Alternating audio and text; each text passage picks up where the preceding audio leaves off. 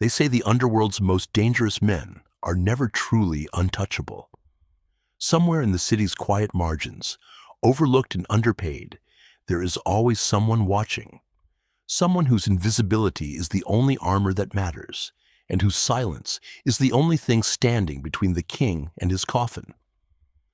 The night Dante Ferrara came closest to dying was not in a war room, not at the barrel of a rival's gun.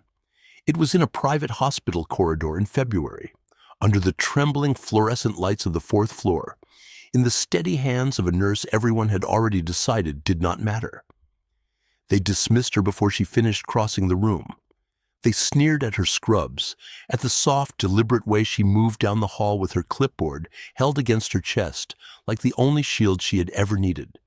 They made their assessments of her in the way certain men make assessments of everything, quickly, carelessly, and with absolute confidence that they were correct. They called her useless behind her back, and sometimes not even that far behind it. And she saved his life anyway, with a mind sharper than anything in that building, and hands that did not shake when it counted. This is the story of Cecilia Vargas. And the night the underworld discovered that the person they had never bothered to look at had been watching all of them. Cecilia had worked at Meridian Private Medical Center for 4 years, and she had spent most of those 4 years learning to disappear. Not in the dangerous way, in the necessary way. The way you learn to make yourself small when the attending physicians speak over your head during rounds, when the senior charge nurse sighs in the direction of your locker as though your presence in it is a personal inconvenience, when patients scan past your face, looking for someone who looks more like what the television convinced them a nurse should look like. She was 31 years old, 5'4", and wore a size 20. And she had long since made peace with the particular invisibility that her body granted her in certain rooms. Not silence exactly, something more tactical than silence. She had learned to read a room the way a soldier reads a battlefield, identifying exits, cataloging threats, tracking micro-expressions before anyone had decided what they were feeling yet. It was not a skill she had been trained into. It was a skill she had survived into. Quietly, incrementally, with her eyes open and her mouth closed. She had grown up in the Velas district, in a 2-bedroom apartment above a pharmacy run by her father, Emilio Vargas, who had been brilliant in the specific way that kind, trusting men are sometimes brilliant, deeply knowledgeable, carefully generous, and entirely unprepared for the cruelty of people who mistake generosity for weakness. He had owed money to the kind of people who do not believe in forgiveness. She had watched him shrink over the years the way a building sinks, slowly at first, then suddenly, all at once. She had promised herself the night they buried him at 54, cardiac arrest in a hospital not entirely unlike this one, that she would be the person who saw things coming, that she would be the one who noticed. She had carried that promise like a second heartbeat into every room she had entered in the 13 years since, including the ones where she had been specifically, deliberately told she did not matter. Meridian Private was not an ordinary hospital. It occupied the top 6 floors of a glass and marble building on the northern edge of the financial district and catered to a clientele that arrived in black vehicles with tinted windows and paid their invoices through arrangements the billing department had been trained never to examine. There was a wing on the 4th floor, accessible only by keycard, coded to 6 people in the entire building, that the staff referred to in quieter moments as the Palazzo. The Palazzo had 4 private suites, a separate pharmacy dispensary, a kitchen that could produce restaurant-quality meals at 2 in the morning, and a rotating schedule of physicians who had signed non-disclosure agreements dense enough to constitute a minor legal career to fully understand. Security was never formally visible. The men were always there, positioned at intervals that any trained eye could map in 90 seconds, but they wore good clothing and kept their hands loose, and they relied on the fact that most people did not look carefully enough to find the subtle ones. Cecilia had been placed on the 4th floor 18 months earlier, not because anyone considered her exceptional, but because the previous nurse on the rotation had transferred to Geneva with a relief that bordered on desperation, and the floor supervisor had needed to fill the vacancy quickly. Cecilia was available. Cecilia was quiet. Cecilia was, as the floor supervisor said in a voice pitched at what she imagined was a discreet volume, unlikely to make things complicated. She had been assigned to the palazzo because she was expected to be furniture. She had spent 18 months noticing everything instead, because she did not know how to be anything else. The night Dante Ferrara arrived at Meridian, it was a Thursday in February, and the rain had turned the streets into black mirrors that caught the city's amber light and held it like a promise. She heard him before she saw him. Or rather, she heard the change in the hallway, the way the ambient noise of the fourth floor shifted and compressed, voices dropping and footsteps quickening, and the attending physician's cadence tightening with a species of deference she had never heard him deploy before, a deference that was less professional courtesy and more elemental, the way small animals go quiet when something larger moves through a space. Two orderlies stepped back from the corridor without being asked. The charge nurse straightened without appearing to notice she had done it. Cecilia set down the supply inventory she had been annotating and watched the gurney come through the double doors.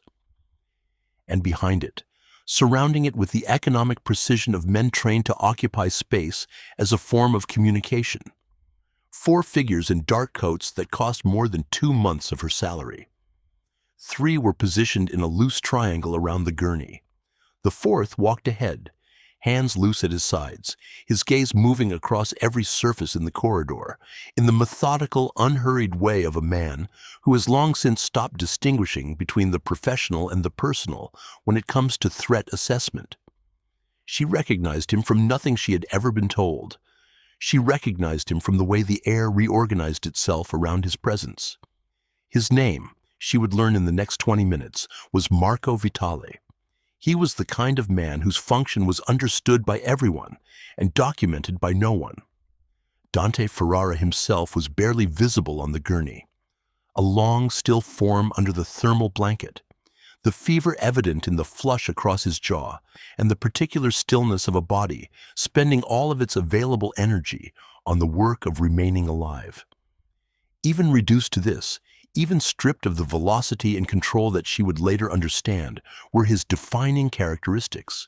He was unmistakably himself, the architecture of his face too precise, too uncompromising to be softened entirely by illness.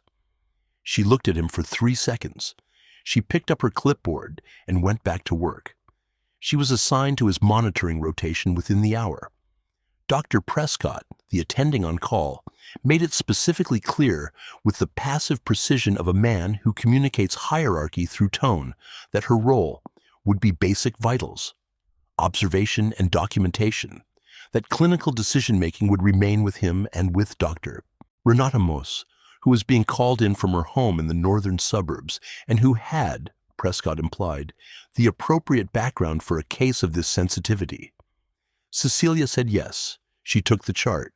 She went into Suite 4 with her soft-soled shoes and her clipboard and her absolute invisibility and began to do what she always did in every room she entered. She noticed. The suite was kept at a precise 68 degrees. Marco Vitale had positioned himself in the chair nearest the door with the orientation of a man who has calculated every angle of the room and selected the one that gives him the most. A second man stood just outside the suite window. She clocked him in her peripheral vision and filed him and did not look directly at him again because she understood that direct observation was a form of declaration in rooms like this one. She reviewed the chart. She reviewed it again. She checked the antibiotic drip that the first response team had initiated. She checked the label. She checked the rate. She checked the attending physician's notation regarding the patient's weight. Entered quickly, the handwriting less careful than the surrounding entries, the kind of penmanship that happens when a man is writing fast or writing under pressure. She looked at the dosage. She looked at the weight notation. She looked at the unit designation beside the weight. She did the calculation in her head because her father had taught her pharmaceutical math before she was old enough for algebra, and because that math had lived in her fingers ever since, automatic as breathing. She did it again. The answer was the same both times, and the answer was not possible. Not if the patient was the size of the man in the bed. The weight on the chart had been entered in pounds. The dosage formula the attending had applied treated that figure as kilograms. The resulting concentration in the drip was not slightly elevated. It was critically, lethally elevated. A level calibrated effectively for a man of approximately 140 pounds, being administered to a man who was, by Cecilia's trained assessment, substantially more than that. At the current infusion rate, the margin to acute toxic shock was less than 90 minutes. She stood beside the drip stand in Suite 4 and held absolutely still for the count of 4. She did not look at Marco Vitale. She did not look at the man outside the corridor window. She did not go to the door to find Dr. Prescott. She thought about her father's pharmacy. She thought about the night he died 2 miles from this room, of a cardiac event the attending had seen coming for 8 months and documented carefully and done nothing urgent about, because the attending had looked at her father, small, tired, uninsured, speaking English with a Velas district accent, and had made an assessment. She thought about the decimal point. She thought about what it meant, in this specific room with these specific men, to raise an alarm loudly. She thought about what it meant to let the man in the bed die of a dosing error in a chart she had personally reviewed and documented. She changed the drip. She did it with the same unhurried, practiced competence she brought to every clinical task, swapping the bag, recalibrating the pump to the corrected rate based on her own visual weight estimate, which she would later confirm was within 3% of his actual recorded weight. She documented the change in the medication administration record with a note that read, "Dosing corrected per weight adjusted calculation," initialed it, dated it to the minute. She removed the original bag from the line and affixed it to the inside of the supply cabinet door with a length of surgical tape, label facing out, rate setting visible. She closed the cabinet. She went back to her vitals check. Marco Vitale had not moved from his chair, but when she crossed the room toward the monitoring station, she became aware, with the specific peripheral clarity of a woman who has spent her life reading rooms, that he was looking at her in a way that was not the same as before. 90 minutes later, Dante Ferrara's fever broke. By 2 in the morning, his numbers had begun their cautious improvement. By the time Dr. Renata Moss arrived from the northern suburbs and reviewed the chart with the careful, expressionless neutrality of a physician who reads between lines as a professional habit, the trajectory was already turning. Moss looked at the medication administration record. She looked at the original bag affixed to the cabinet door. She looked at Cecilia Vargas, who was rechecking the patient's blood pressure with her eyes on the cuff and her face arranged in its customary quiet. Mossa said nothing that could be attributed or repeated. She signed the chart. She updated the attending notes. She did not summon Prescott. Cecilia finished her shift at 7 in the morning and went home on the crosstown bus and sat by the window and watched the city wake up and said nothing to anyone.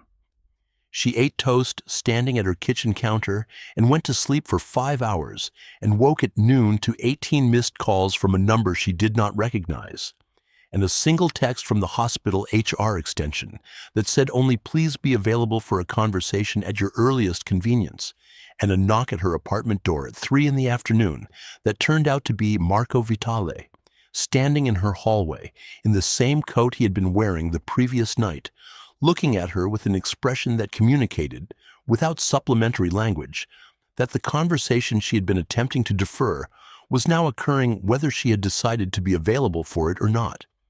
He told her that Mr. Ferrara would like to speak with her. She told him she was not dressed for a meeting. He told her the car was downstairs. She looked at him for 3 full seconds. She always counted, because counting was a form of control. And then she got her coat. The Ferrara compound sat 40 minutes outside the city on a private road, not on any publicly accessible map, behind a gate set into a long stone wall that disappeared into a stand of old pines that the February dark made absolute. The interior of the main house did not announce its wealth in the way of men who have recently acquired it. The wealth here was structural, in the proportions of the rooms, the specific weight of the silence, the quality of light from fixtures chosen by someone who understood the difference between illumination and atmosphere. She was shown through a hallway that smelled of cedar and something older, stone or cold water, and into a room that was clearly a study. Shelves of books on 3 walls, a desk that had been worked at rather than displayed, a fireplace with a low fire, and 2 chairs angled toward each other at a distance that was intimate without being engineered. Dante Ferrara was standing at the window when she entered. He was dressed simply. Dark trousers, a charcoal shirt with the sleeves turned back to the forearm, no jacket, no theater. He was entirely recovered, or close enough that the remaining distance was invisible to anyone who had not seen him the night before. He turned when she came in, and she understood in that first full look at him, upright and functional, that whatever she had assessed from the doorway of Suite 4 had been a significantly reduced version of the actual thing. He was taller than she had registered. His eyes were dark, that held depth rather than flatness, and they tracked her with the particular quality of attention she imagined he gave to every room he entered. Total, methodical, wasteless. He let her cross the room and find her footing before he spoke. That itself told her something. He said without preamble that she had saved his life. She said it was a clinical correction. He said he was not interested in clinical language.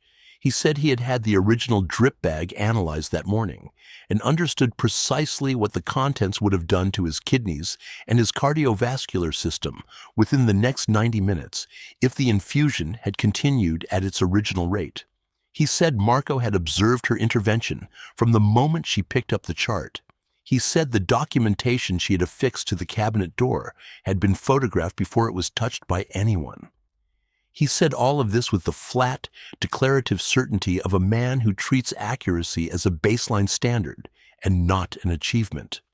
Then, he said he needed to know whether the error in that chart had been an accident. She held his gaze. She thought of the handwriting. She thought of the speed. She thought of the unit conversion error that had a specific directional quality to it. The kind of mistake that saves time if you are in a hurry, and the kind that kills a man if the dosing formula is applied without double-checking the unit, which it had been. She said she could not tell him with certainty whether it was deliberate. She said she had been unwilling to raise an alarm in that corridor without knowing who she could trust, and she had been unwilling to let the question go unanswered in the way that mattered most, which was whether the man in the bed was going to survive the night. He looked at her with something that was not quite surprise. She suspected genuine surprise was not a frequent visitor to his expression, but was adjacent to it.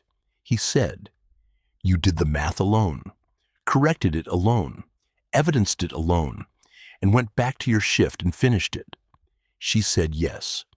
He said the physician who had completed that intake had been located and questioned earlier that day, and had confirmed, under circumstances she was given to understand involved neither comfort nor ambiguity, that the weight unit error had not been a transcription mistake. She absorbed this. She thought about the decimal point, and about the fact that she had known the probability of that specific error occurring accidentally in that specific direction was extremely low, and had chosen to set that knowledge aside because her department was the patient's survival and not the determination of intent. And here she was, in a room with a man who had spent his entire adult life in the business of determining intent. He crossed the room. He stopped close enough that she could identify the cedar and smoke quality of whatever he wore, and beneath it something warmer and less designed. Just him, just the man, alive in the way men are alive when they have recently come very near to not being. He said, quietly and without theatrical weight, she was his now. She opened her mouth. He said, I protect what is mine, Cecilia. From this moment, unconditionally, and the word unconditionally in the mouth of a man who operated entirely on conditions, who had built an empire out of conditions, who spoke leverage and exchange as his mother tongue, landed with a weight she was not prepared for and did not know what to do with. And so she did the thing she had done her entire life when she encountered something true that she had not been given permission to want. She stood very still, and she let it be true. He was thorough in the way that powerful men are thorough when they have decided something. The debt her father had accumulated, held now by a man named Sorrento, who operated a lending business out of a laundromat on Vela Street and who had visited Cecilia's apartment on 3 occasions in the past 2 years, with suggestions about alternate arrangements that had left her feeling unclean and frightened, in a way she had never told anyone about, because there was no one to tell. That debt ceased to exist within 72 hours. Sorrento ceased to exist somewhat before the debt did, in a manner she was never given the details of and did not ask for, because she understood that the details were not the point and were not hers to carry. She was moved to an apartment on Calloway Street in the northern quarter, in a building managed by a holding company whose connection to Ferrara's interests was structured through 3 layers of shell entities and would not have been visible to anyone who was not specifically and expensively looking for it. The apartment had large windows and a kitchen with enough counter space to actually cook in, and a silence so complete at night that she could hear the sparrows in the plane trees on the street below. She was not asked to resign from Meridian. She was not asked to stop nursing. He asked her on the second evening she spent at the compound, sitting across from him at a table in the smaller dining room with the fire going and the rain on the windows again, because February in this city is relentless. What she had wanted before everything got complicated. She could not immediately remember anyone asking her that. She said she had been 2 courses from completing a graduate program in clinical pharmacology at City University when she had run out of money and suspended enrollment. He contacted the department the following morning. She was reinstated by afternoon. She asked him on a Tuesday evening 3 weeks after the night in Suite 4.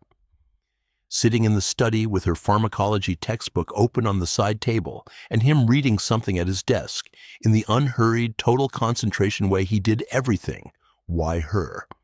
Not asking for reassurance, asking because she genuinely needed the data.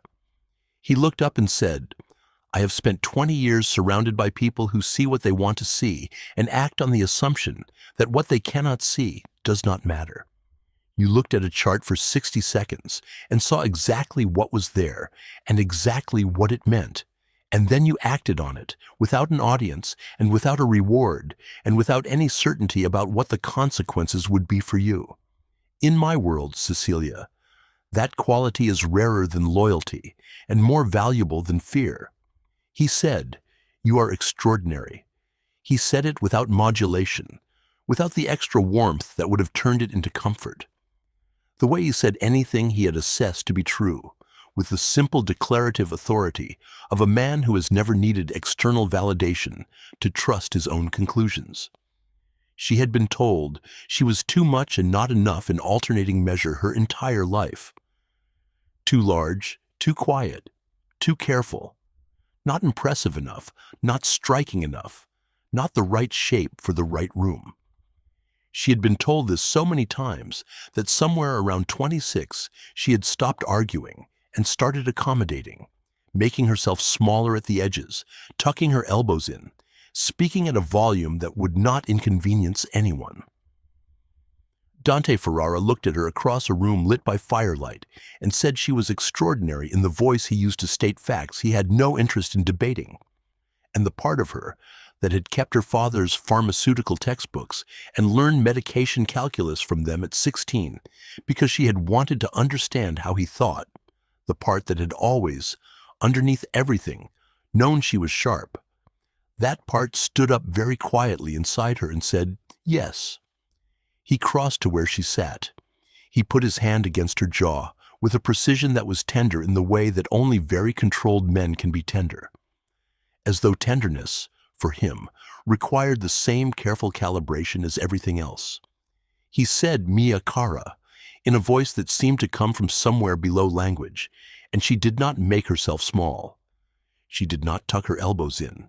She sat in the chair in the study of the Ferrara compound on a Tuesday evening in March and took up precisely the amount of space she had always occupied, and it was, for the first time in her memory, exactly right.